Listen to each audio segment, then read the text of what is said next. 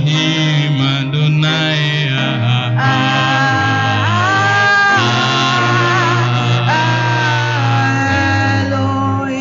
Elohim Adonai.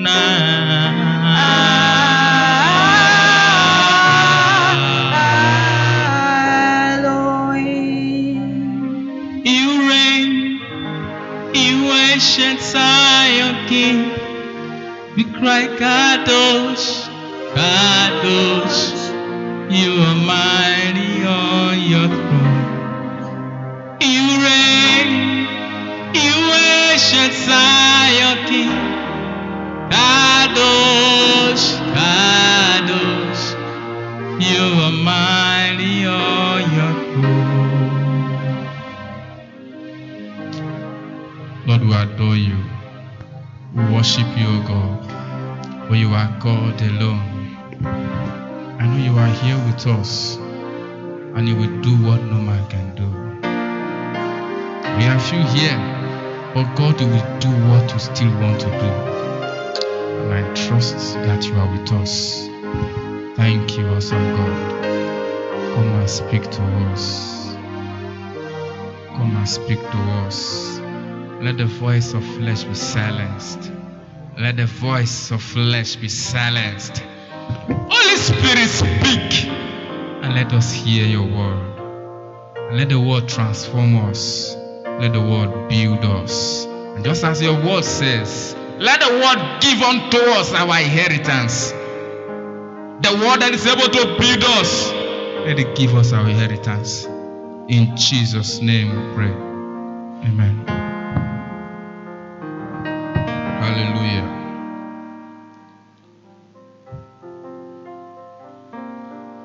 I will try to be very fast so that we'll go on time. Amen.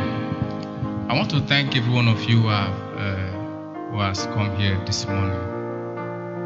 And I want to assure you that your time here is not in vain. God will do something for you that will surprise you. In the name of Jesus Christ. We give glory to God. We give glory to God that we are gathering here, and that you are the people who are here today. We thank God for that. We thank God for His grace. For I know God has a purpose for everything. And so we have no cause to regret. Somebody say amen.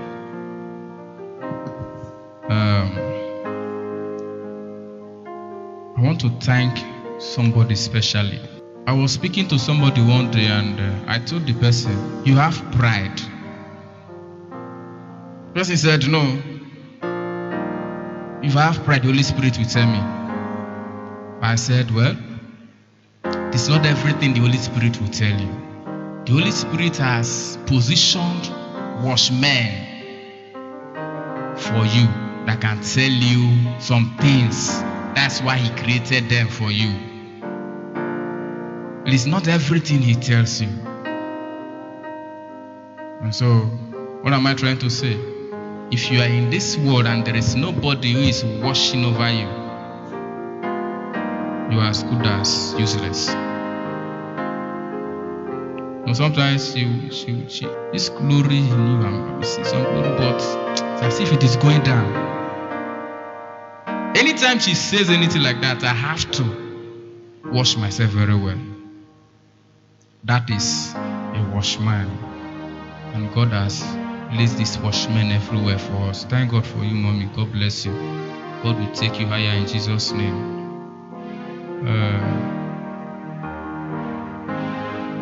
My sister from Family of Testimony. They are my sisters and my brothers indeed. Lovely people.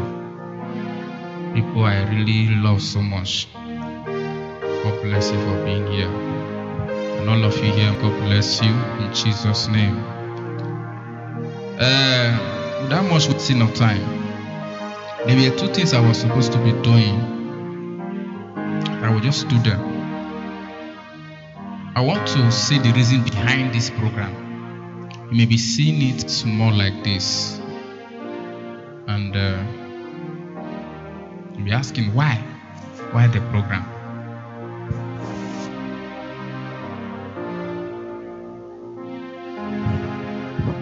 Early this year, the first day of the year, God gave me 2 songs. When God gave me the 2 songs, I just concluded with him. He did not tell me expressly that the year is going to be rough, that the year is going to be, problems here and there. But when he gave me the 2 songs, I understood that this year is not going to be easy. And so when I was praying with my sister that was here and one of my other brothers somewhere, we are 4 of us, we were praying, and I told them, we are praying for the first 4 days of the year. And I told them, this year, get ready for it. It's going to be tough. What are the songs? The first one. Art thou weary, art thou languid, art thou so distressed? Come to me, saith one, and call me, be at rest. See him. And the song keeps on coming. And then another one that comes with it was,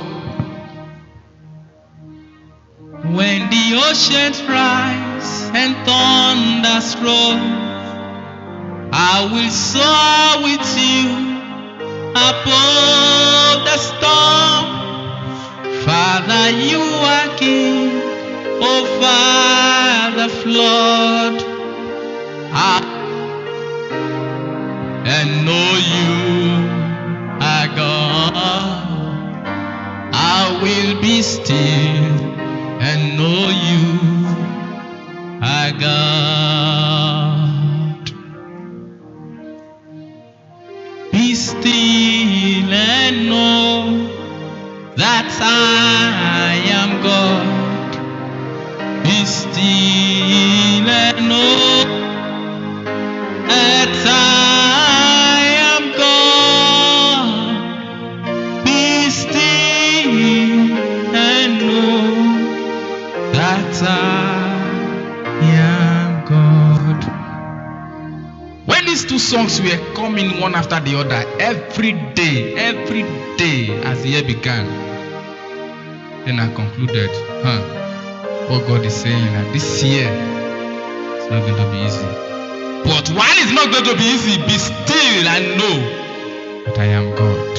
Hence he said, come to me and be at rest. And so I never knew that the problem was going to be from coronavirus to another, from one to the other. I never knew. But as the year progressed,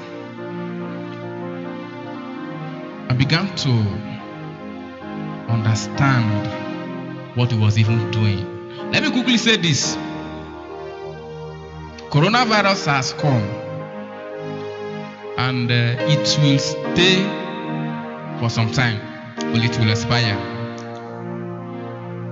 But there is another one coming, bigger than coronavirus, that will shake the world,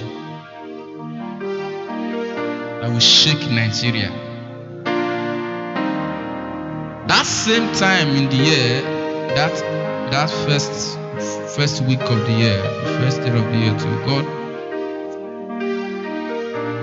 God showed me something. And what he showed, I saw around the month of August, September and October.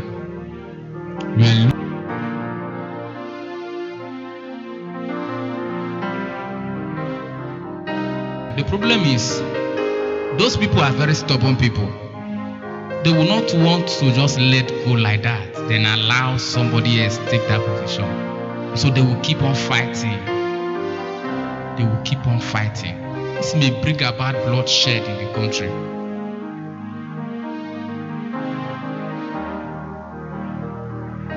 But when it happens, know that God is still God in heaven.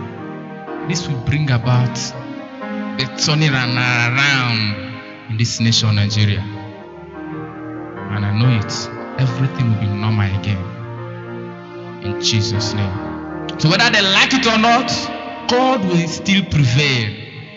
And we, his children, will prevail. Amen. And so while I was still thinking about these things, God opened my heart again. And he dropped on it. Don't forget the troubles I showed you in the first part of the year. Don't forget, they are coming. And they are coming in full force. We have not seen anything yet. I must say that I'm not saying this to just scare us. But I'm telling you the reason behind this program. They are coming in full force. There was a time I even saw that Christians were no longer worshiping in church. They were hiding to worship, especially in the southern part. These Fulani people, these wicked people, other countries, ISIS, invading the south. But because we are here, by the grace of God, that agenda will not stand. In the name of Jesus. Now, look and live. God said, there are those who will now come to me and be at rest. There are those that will look up to me in the midst of the troubles that will come, in the midst of the problems that will come, and yet be at rest. The same week I got this message in my heart. The same week, on Wednesday here, I was in the church. I was sitting there when the message came. Okay, I was okay. Then how do I do it now? How do I do the program now? What do I do? I was thinking about it. The following day, I went to my sister's church. We are there, and I have a mother there too. A loving mother. And she said, she saw in the revelation people dying anyhow. Even men of God dying. And then there were those that were being saved. And then she asked, some people are not dying and some are dying. She discovered that there was a cross somewhere that is dropping blood. And then there were some people receiving the blood and marking themselves with the blood. Those people were not dying. But there were others that were saying, Marobelu, two more will come out.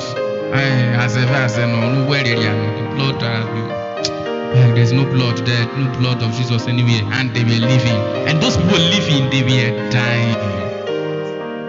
But at the point, he saw that the cross was not leaving the earth. It was not going little by little. She was asking, why?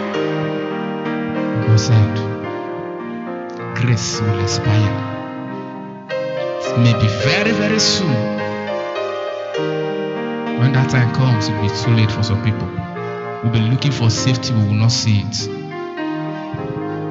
Then I confirmed it immediately. I said, hey, God, now the program be this. So when you said we should come and be at rest, that we can only look at you and live among the tribulations that will come.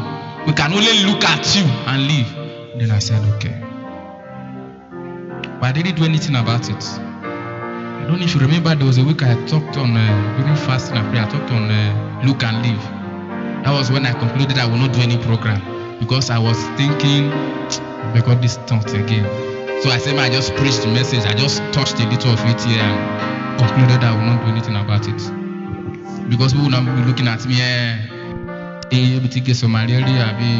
what are you going to do? And I was thinking here and there. But the message still came. So I said, I just preach it and then forget about it. But God will not still let me rest. So I'm not even surprised. I'm not surprised that I'm seeing few persons here. It is for a reason. In fact, one thing I will talk about here is because of what is happening now. It's just a confirmation of what. Amen. And So we are going to consider the topic look and live. Somebody open to Numbers 21 from verse 5 to 9. Numbers 21 verse 5 to 9. Just try to be very, very fast so that I'll be able to finish everything I have here. I want to really finish everything here because there's a message for somebody here. From verse 5 to 9. And the people spoke against God and against Moses. Why have you brought us up out of Egypt to die in the wilderness? For there is no food and no water, and our soul loots this worthless bread. So the Lord sent fiery serpents among the people, and they beat the people, and many of the people of Israel died. Therefore the people came to Moses and said, we have sinned, for we have spoken against the Lord and against you. Pray to the Lord that he take away the serpents from us. So Moses prayed for the people. Then the Lord said to Moses, make a fiery serpent and set it on a pole, and it shall be that everyone who is beaten, when he looks at it, shall live. So Moses made a bronze serpent and put it on a pole, and so it was, if a serpent had beaten anyone, when he looked at the bronze serpent, he lived. Hallelujah. Hallelujah. John chapter 3. John chapter 3. And verse 14 and 15. And as Moses lifted up the serpent in the wilderness, even so must the Son of Man be lifted up, that whoever believes in him should not perish, but have eternal life. Look and live. Look and live. Now what brings about, or what brought about tribulations and troubles into the world is sin. Man sinned, and he opened the door for troubles, for death and hardship.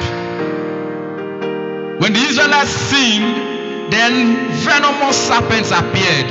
So it was sin that opened the door. It is sin that will open door to any tribulation you will face in life. It is sin. It was not the original intention of God that man should pass through trouble. When God created man in his original state, man was such that he had dominion over everything. He had dominion, including over Satan. He had no need for anything. God will just discover his need and will provide it. For example, God discovered that it was not good for the man to be alone. Man did not pray for a wife because God knew that it was his need, and God just provided the woman for him. God knew the need of man and he was just providing it. Man need not to be afraid of anything because he was in charge. He had divine security. But when he sinned, he lost all of this. He lost, and he opened the door for attacks. He opened the door for death, for trouble. That's when wickedness grew in the heart of men. Men started killing men. Anyhow, things began to happen. Now, it is important to note this, that sin Adam committed, that has opened the door for the troubles we see, is rubbing on every person, every human being born of a woman. Whether you are innocent or not, we are partaking of that punishment. Romans chapter 5 verse 12. Romans chapter 5 verse 12. You know the popular scripture, Romans 3:23. For all have what? All have sinned. And so because of that, because all have sinned, they now partake of the punishment. Romans 5 verse 12. Therefore, just as through one man's sin entered the world, and death through sin, and thus death spread to all men, because all sinned. All. Not one. Not one is innocent. All sinned. And so every human being born of a woman is now susceptible, is now prone, is now vulnerable to attacks, to the troubles of the world. But God, in His mercy, out of His love and benevolence, He thought of a plan to redeem man. What was that plan? To give His Son. To give His Son. He presented a picture of it to the Israelites in Numbers, where we read from. When the Israelites sinned, God showed them a picture of what He had in mind. He said, to save yourselves from these troubles that you have opened up yourself for, you only need to look at my Son. But God used serpents. They brought serpents as just an adoration of what will happen. He said, you only need to look and you will find rest for your soul. And the question will come, what does it mean to look? Because we are talking about look and live. In John chapter 3, where we read verse 14 and verse 15, Jesus explained what it means to look and live. He said in His own explanation, in His definition of look, in verse 15, He said that whosoever believes in Him. So according to Him, to look simply means to believe in Him. To look means to do what? To believe in Him. But as simple as that sounds in our ears, simply to believe, just to believe, it is more than just believing. Believing is not just about saying, okay, I believe. You must first of all realize that you are a sinner and that you need a Savior. That's what it means to believe. You must first of all realize, believing in Him, now looking up to Him, that's what we're talking about now. To look to Him, you must first of all realize that you are a sinner, that all have sinned and you are part of the all, and that you need to be saved. And then you now start longing after Him, longing for Him. You now start thirsting for Him, being thirsty for Him. Psalm 63 verse 1 and 2. Psalm 63 verse 1 and 2. There is something the psalmist said there that I love so much. I wish it was my own prayer too. It is my own prayer. He said, oh God, you are my God. Early will I seek you. My soul thirsts for you. My flesh longs for you in a dry and thirsty land where there is no water. So I have looked for you in the sanctuary to see your power and your glory. This is what it means to look. To be hungry for Him. To be hungry for Him. To look also means to fix your gaze on Him. Just on Him alone. On Him alone. Fix your gaze on Him. And so in believing in Him, you must believe that number one, this Christ we are talking about is from heaven. He came from heaven. You must believe in His incarnation. You must believe that He was the very Word that became flesh and that a Virgin Mary gave birth to Him. You must believe all of this. All of these are, they are part of the looking. So the looking is not even an easy thing. Not as easy as you think. You must believe that He suffered and died and He rose again for your redemption. You must believe all of these things. In this, you are looking. Amen. Now what does it mean to live? I'm explaining the two words, look and live. Look and live. To live according to Jesus' definition again. Because the thing happened in Numbers and Jesus came to explain it in John chapter 3. We read verse 14 and verse 15. In verse 15 he said, should not perish, but have eternal life. So according to him, what it means to live is to have eternal life. But what is eternal life? Is it really in eternity? Is it really in the life hereafter? No. The word eternal life, the original Greek word for that word eternal life is Zoe, the very life of God.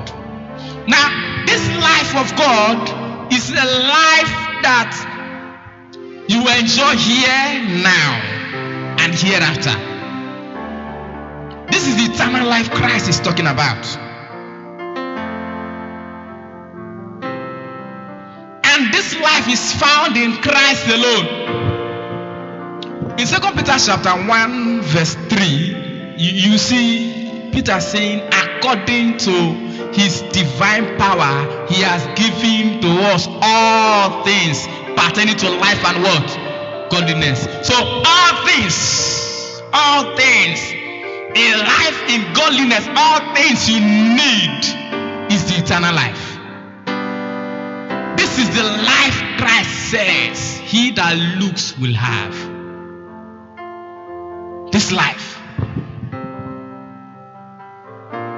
A life of God.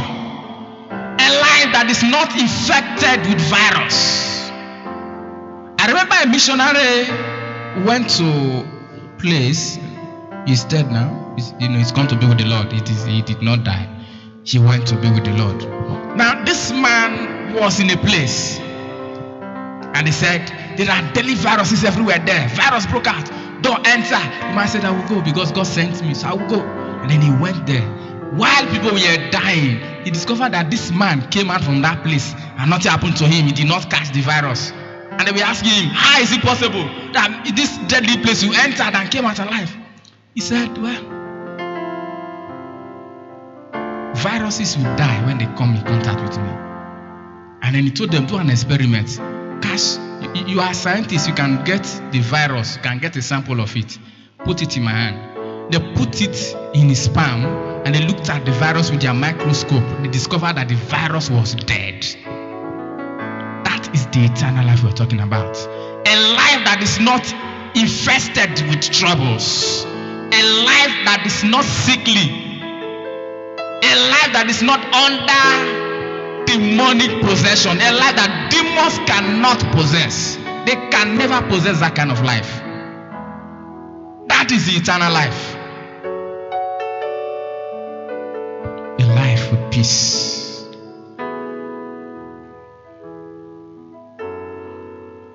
Now Jesus said, in the world ye shall have trouble.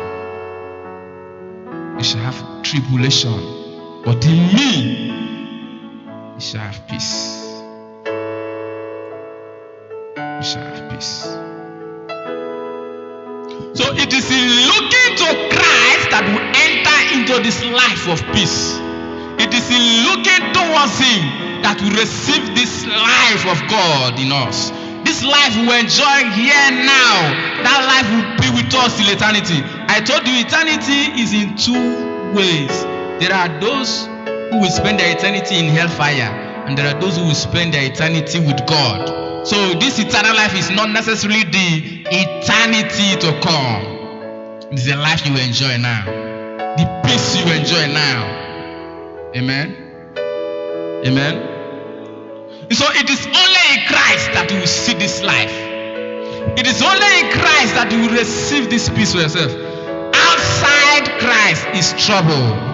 If you are not in Christ, you are in trouble. Because the world is open to trouble. The Bible says, he that breaks the hedge, the serpent will bite. There is a sheep pen. Jesus talks of a sheep pen when he was saying he is the good shepherd. Those who are not in the sheep pen are not under the protection of Jesus Christ. In a time like this, This is why the message is coming. In a time like this, or in the world that is to come, in the time that is to come, we are seeing a bit of it. More of it will come. In a time like this, we will see too many troubles. Those who are not in Christ are in trouble. But if you are in Christ and will remain in Him, your victory is guaranteed, whether the devil likes it or not. Amen, somebody. So the next question you should ask yourself is, am I in the sheep pen? Am I in Christ? Am I within His protection? Am I within His hedge? Or have I broken the edge? You must ask yourself that question. The second thing that happens to you when you look at Him is, here we said that if you look at Him, you have eternal life. Amen? Now, the next thing that happens to you when you look at Him, you now become like Him. You see that you are now becoming like Him. Becoming, because it's a growth process. It's a process. Looking at Him, what you give your attention to, is it true that you really become that thing? What you hear always, that's what you say. You see a child growing up in a home where there are always insulting people. When the child grows up, you end up insulting people, because that's what he hears every day. So what you give your attention to becomes part of you. So it is when you look at Christ, you now become like Him. 2 Corinthians 3 verse 18. He says,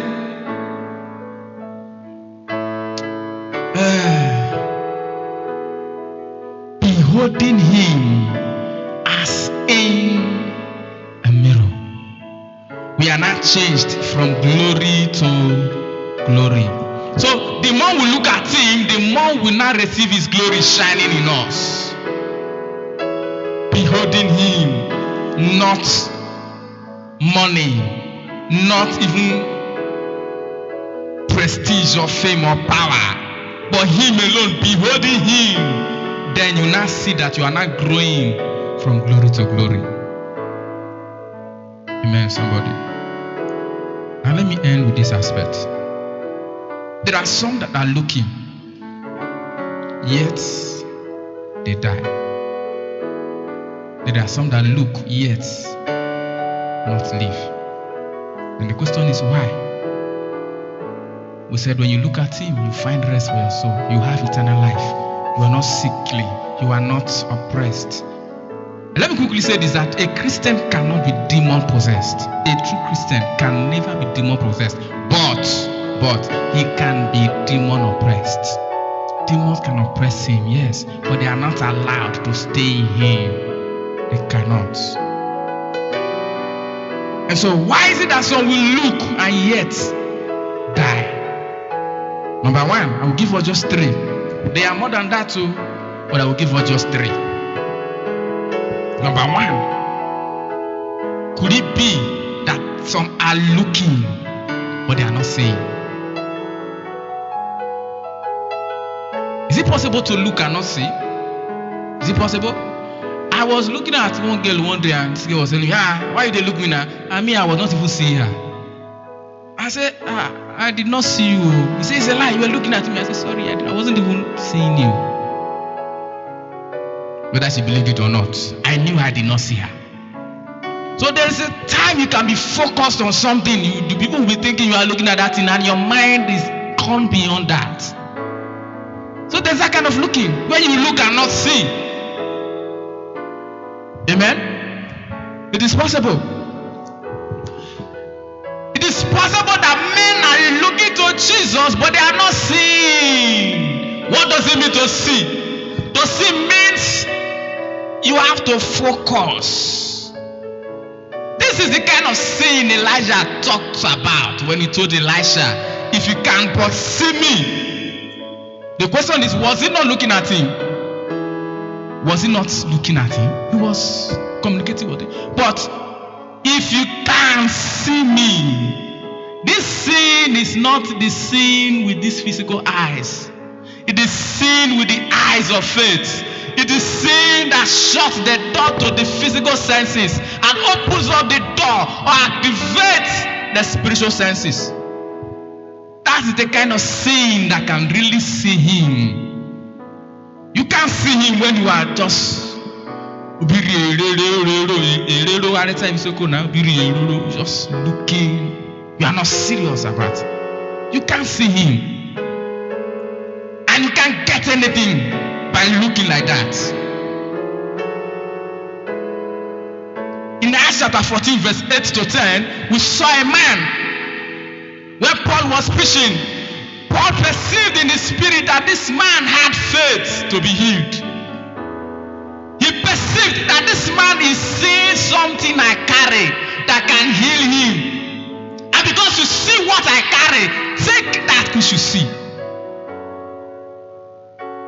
What are you saying? Are you seeing the solution? Or you are seeing problems? What you see is what you get. What you see is what you get. That's there is a statement like that in the computer. People who work with the computer understand what I'm talking about. What you see is what you get. If you see troubles, you get troubles. This man saw healing. He saw that there is a man behind Paul.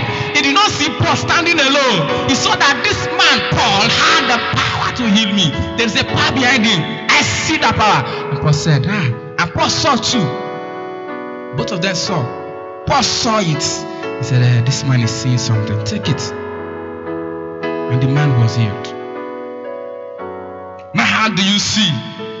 You see by his spirit. It is his spirit, his Holy Spirit that will allow you, that will help you to see. That will help you to see him. Psalm 36, verse 9. It says, in light, we see light. In light, we see light. What does that mean? In the light of you, in your light, the Holy Spirit now is the light. We see light. What light? We see knowledge. We see the word. We see truth. And what is truth? Christ says, I am the way, the truth, and the life. So in your light, through your spirit, we see light, which is the word of God. Or who is Christ himself? You need the spirit to see him. You cannot see him without him. How can you see? You need to see by abiding in his word. You see by abiding in his word. John chapter 8, verse 31 and verse 32. John chapter 8, 31 and 32. You see by abiding in his word. Then Jesus said to those Jews who believed him, if you abide in my word, and then you are my disciples indeed, and you shall know the truth, and the truth shall make you free. Jesus is the truth. By abiding in his word, you shall know the truth, and then you will be made free. Amen, somebody. Number 2 reason why some look and yet they die. The second reason why some look and yet they die is because they have a wrong motive for looking for him. What is your motive for looking at Jesus Christ? Are you looking for him because you want settlement and that's all? Are you looking for him because you want money? Are you looking for him because you want miracles? So we are looking for Jesus Christ in John chapter 6 from verse 22 to 27. So we are looking for him because he fed them. He gave them food. I went to this man's crusade and they gave us food.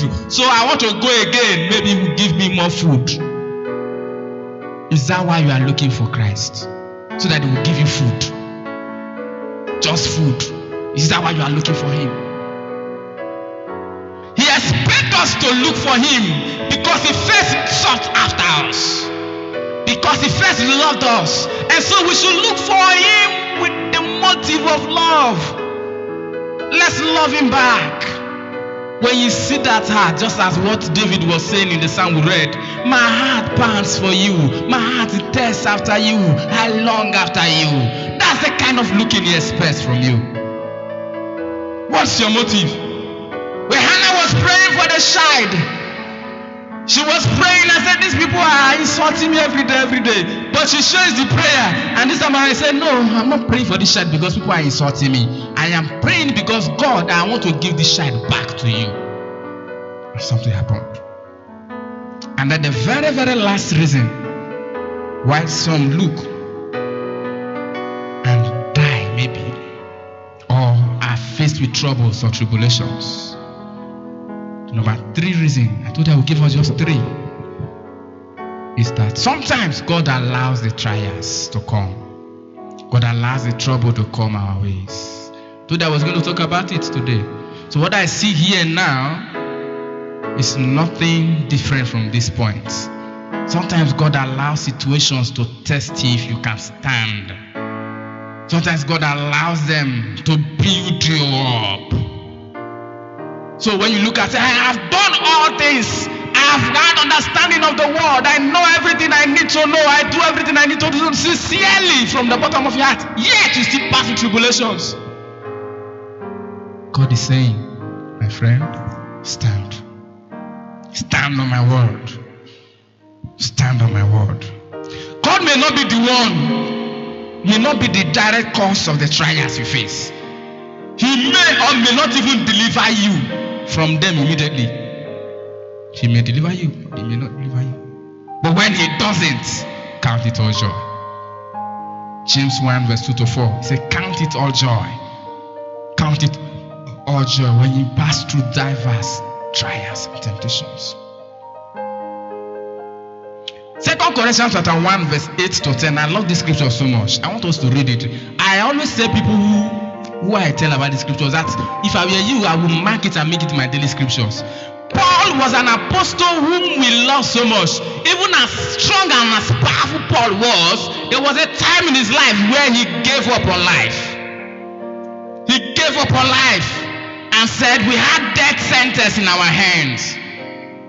But while we saw death face to face, I remember, no, I will not give up. I know a God who has saved me before. I know a God who is saving me now. And I know a God who will save me again. 2 Corinthians chapter 1 verse 8 to 10. If you read it, you understand it. I know a God who will deliver me. He has delivered me and he will deliver me again. So stand on the promises. Remember the previous testimonies. Remember the God who has done it before. Remember that he will do it again. And he's even doing it now. Amen. So you should keep looking when you face trials. Now what does trials do? Number 1, trials prepare us. 1 Peter 5 verse 10. They prepare us. We don't explain them much because of time. Number 2, trials teach us humility and dependency. They help us to depend wholly on God. Then we no longer depend on our intelligence. Oh, I tried, I did this. No, we now understand. Now let God do this one. 2 Corinthians 12 verse 7 to 10. Number 4, trial tests our faith.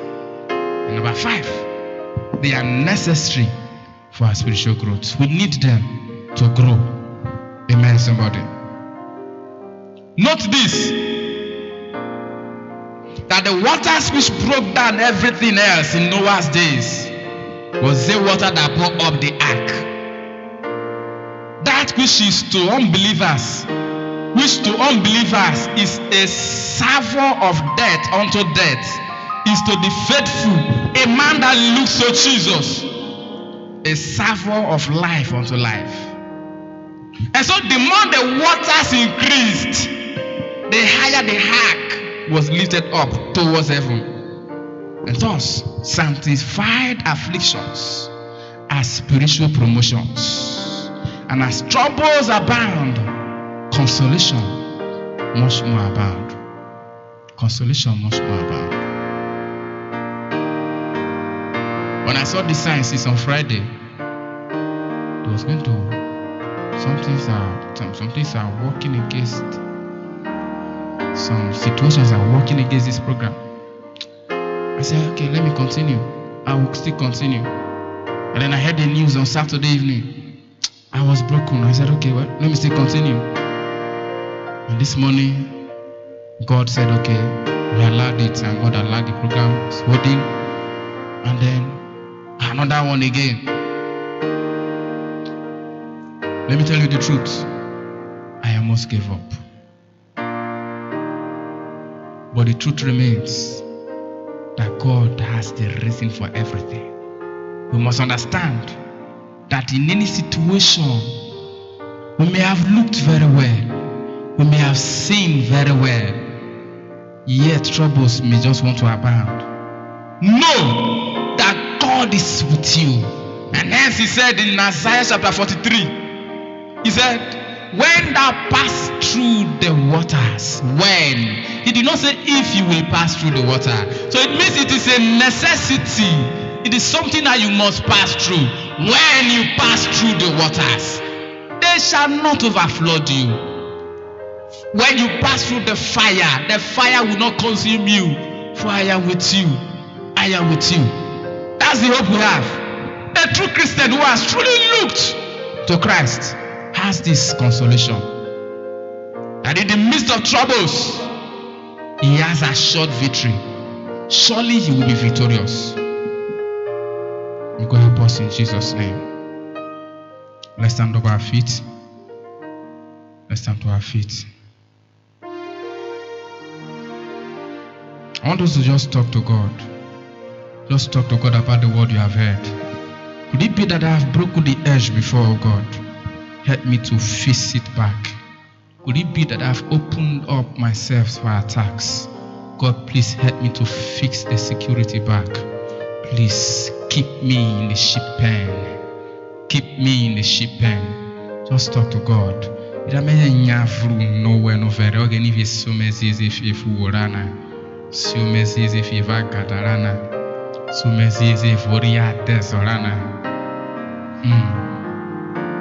Keep me in the sheep pen. Keep me in the sheep pen. Keep me, O God, in the sheep pen. Let me not be a wanderer. Let me not wander away from your presence. Oh God, don't let me wander away from your presence.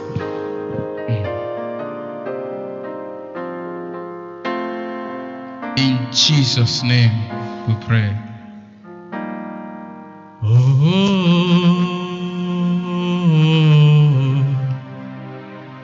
My help has gone.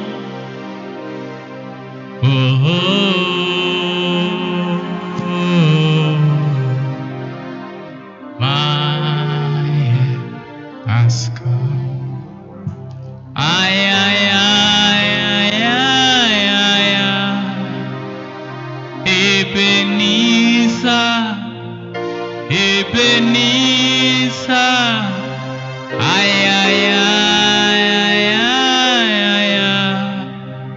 Ebenezer, my help has come. Okparabora biruka ogene manyansi uranu masaniti na babu unu bi doboti na ogene dobote. Holy Spirit, touch every one of us here. Begin to touch us now. Whatever it is that is an area of need in our lives, you know it. Holy Spirit, you know it. Begin to touch us and solve it for us now. Give every one of us here a major testimony. A major testimony. That which is troubling the heart of your children, Holy Spirit, locate it now and take it away. Now, take it away. In the name of Jesus. Holy Spirit, locate one of us, every one of us, every one of us. Place in our hands the wonderful gifts you have prepared for us. Yes, place in our hands, every one of us, the wonderful gifts you have prepared for us. Let us begin to smile and rejoice in you. Let us say, indeed, my time in your presence was not in vain. Do that for us now. In the name of Jesus Christ. Thank you, Jesus. Thank you, Jesus. That person you want to settle, oh God, settle them now. Settle that case now. Settle that case now, oh God. Settle that case. That case is settled. That case is settled. That case is settled now. In the name of Jesus Christ. Thank you, Father. Thank you for I know you've done it. You've done it. What we're waiting for is a testimony. Yes, what we are waiting for is a testimony. So shall it be. So shall it be. In Jesus' name we pray.